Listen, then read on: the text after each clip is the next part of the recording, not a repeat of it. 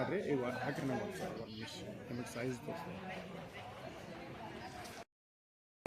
ಇದ್ದ ಶುಭಂ ಶೇಖೆ ಇವು ನಿರಂತರವಾಗಿ ನಾಡು ನುಡಿ ಜಲ ವಿಷಯ ಬಂದಾಗ ಮತ್ತು ಕರ್ನಾಟಕ ವಿಷಯ ಬಂದಾಗ ನಿರಂತರವಾಗಿ ದೇಶ ಅವಹೇಳನಕಾರಿ ಮಾತಾಡೋದಾಗಲಿ, ಮರಾಠಿ ಮತ್ತು ಕನ್ನಡಿಗರ ಮಧ್ಯೆ ವಿಷ ಬಿತ್ತೋದಾಗಲಿ ಇದನ್ನು ನಿರಂತರವಾಗಿ ಅವರು ಮಾಡ್ಕೋತ ಬಂದಂಥ ಚಾಲೆ ಅಂತ ಹೇಳ್ಬೋದು.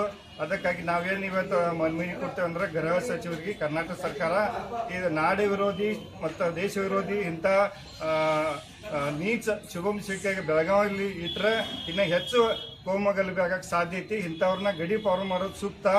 ತಕ್ಷಣ ಅವ್ರ ಮೇಲೆ ಕೇಸ್ ಹಾಕೋದು ಅಷ್ಟೇ ಅಲ್ಲ, ಬೆಳಗಾವಿಯಿಂದ ಕರ್ನಾಟಕದಿಂದ ಗಡಿ ಪಾರು ಮಾಡ್ರಂತ ನಾವು ಇವತ್ತು ಮನವಿ ಮುಖಾಂತರ ಕರ್ನಾಟಕ ಸರ್ಕಾರಕ್ಕೆ ರಾಜ್ಯ ಗೃಹ ಮಂತ್ರಿಗೆ ಒತ್ತಾಯ ಮಾಡ್ತೇವೆ.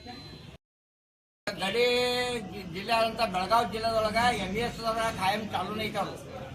ಕರ್ನಾಟಕದ ನೀರ ನೆಲ ಅನ್ನ ತಿನ್ನೋದು ಕರ್ನಾಟಕದ ಮತ್ತು MVSಗೆ ಜೆ ಅಂತಾರ ಅವ್ರು. ಬೆಳಗಾವಿದ ಪ್ರತಿ ಸಲ ನವೆಂಬರ್ 1ಕ್ಕೆ ಅಧಿವೇಶನ ಇದ್ದಾಗೆಲ್ಲ ಅವರು ಯಾರು ಒಂದು ಚೆಕ್ ಎಬ್ಬಿಸ್ತಿರ್ತಾರೋ. ಇದು ಸರಿಯಾದ ನಾವು ಕರ್ನಾಟಕದಾಗ ಇರೋದಾದ ಕರ್ನಾಟಕ ನಿಯಮ ಕನ್ನಡಿಗರಿಗೆ ಏನು ಹೇಳ್ತಾರೆ ಆ ಪ್ರಕಾರ ಕೇಳ್ಕೊಂಡು ಇರೋದು ಕನ್ನಡದಾಗಿರಲಿ. ಇಲ್ಲಾಂದ್ರೆ ಕರ್ನಾಟಕ ಬಿಟ್ಟು ಹೋಗ್ಬೇಕು ನೀವು. ಯಾಕಂದ್ರೆ ಮೂಲ ಕನ್ನಡಿಗರಿಗೆ ನೀವು ತ್ರಾಸ ಕೊಡಾಕತ್ತಿದ್ದೀರಿ.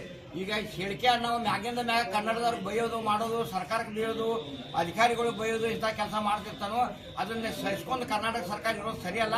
ಕೂಡಲೇ ಕರ್ನಾಟಕ ಸರ್ಕಾರ ಸನ್ಮಾನ್ಯ ಗೃಹ ಸಚಿವರು ಮತ್ತು ಮುಖ್ಯಮಂತ್ರಿಗಳು ನೋಡಬೇಕು.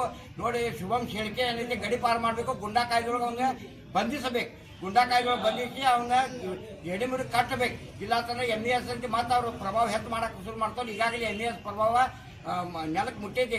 ಯಾಕೆ ಕನ್ನಡಿಗರ ತಾಕತ್ತ ಕನ್ನಡಿಗರ ಹೋರಾಟದಿಂದ ಈಗಾಗಲೇ MVS ಮೂಲ ಗುಂಪು ಆಗೈತಿ. ಇನ್ನು ಮುಂದೆ ಏನು ಇವ್ರು ಮಾತನ್ನು ಬೆಳೆಸಕ್ಕೆ ಪ್ರಯತ್ನ ಮಾಡಕತ್ತಿದ್ರು. ಅದು ಕೂಡಲೇ ಶುಭಂ ಹೇಳಿಕೆಗೆ ಏನೈತಿ ಕೂಡಲೇ ಅವ್ನು ಗಡಿಪಾರು ಮಾಡಬೇಕು ಮತ್ತು ಅವನ ಮ್ಯಾಗ ಗುಂಡಾ ಸೀಟರ್ ಕೇಸ್ ಹಾಕಿ ಅವನ ಜೈಲಿಗೆ ತಟ್ಟಬೇಕಂತ ತಮ್ಮ ವಾಹಿನಿ ಮುಖಾಂತರ ಸರ್ಕಾರಕ್ಕೆ ಹೇಳಲಿಕ್ಕೆ ಇಷ್ಟಪಡ್ತೀನಿ.